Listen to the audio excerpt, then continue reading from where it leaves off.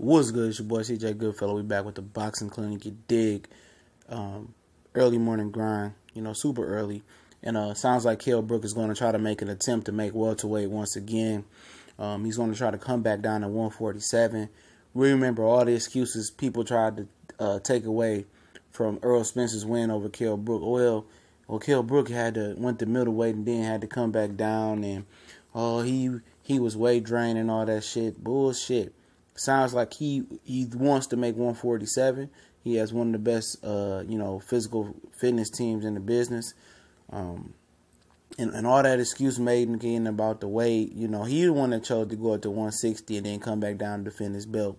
And now he wants to try to make 147 and for the big fights. And the biggest fight that he really wants is Amir Khan. And, basically they didn't drive that fight out. They didn't elongated it. Then did it, and most people just, then lost interest in it. Maybe not in the UK, but that was pretty much a big fight in the US as well. People always wanted to see Amir Khan versus Kell Brook. It's going to sell better in the UK, but if it would have happened when it was supposed to happen, 2 or 3 years ago, it would have been one of the biggest fights ever. And now him and Amir Khan takes these risks to try to one-up each other. Amir Khan jumping to 155 to fight Canelo Alvarez, and then Kell Brook jumping to 160 to try to one-up him and fight, Triple G. Then fucked up their careers and shit. And now, they can take a long layoffs and they trying to come back, just to one-up each other instead of, fighting in the ring. They trying to do all they winning, by trying to, one-up each other and verbal assaults and shit like that, instead of just stepping into the ring while the fight was hot. They want to talk about, well, you got to lead this promoter, or I got to be the ace. It's just total bullshit. Fight should have been happening, and then lost a lot of its luster in America, and probably not in the UK. It probably lost some, but people still want to see it. But as far as Kell Brook says that there's no fights at 154. He said the guys at 154 pounds, I'm paraphrasing, are too big for him unless them guys want to do some catch weights. But Kell Brook is I think he'd be a good size junior middleweight. He's really a junior middleweight squeezing down to 147. But I just think he thinks those guys are too dangerous for him. They big and athletic.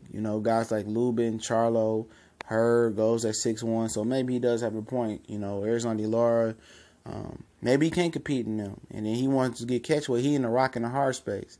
Even with these guys putting juniors and supers in between, he's still a tweener. He still doesn't believe in his skills to go up to 154 pounds and make a statement. But he believes in his skills to jump 2 weight classes to 160 to fight Triple G.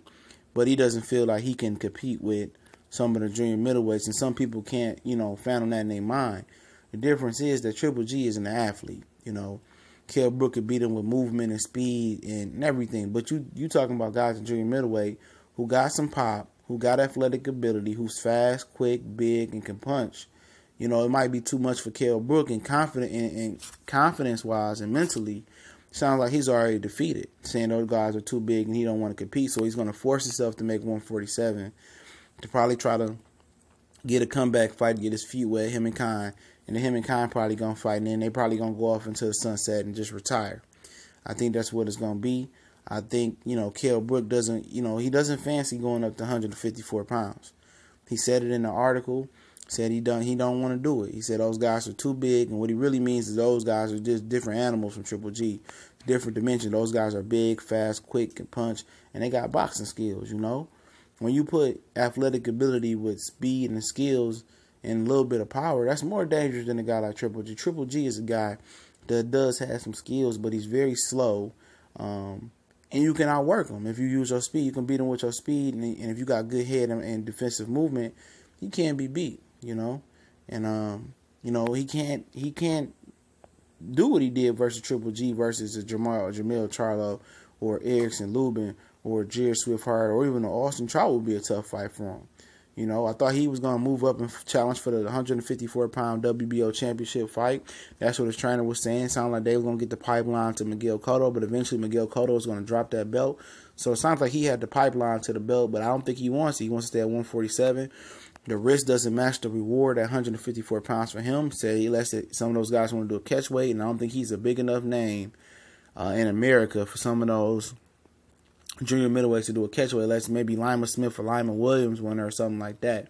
But as far as the killers there, nah, they not catchweighting for Kell Brook. This ain't Canelo, and this ain't nobody of that, ilk, So Kell Brook is just gonna have to go to 147, cut the weight, and just stay there and compete, and then fight Conor, retire hopefully. But we gone.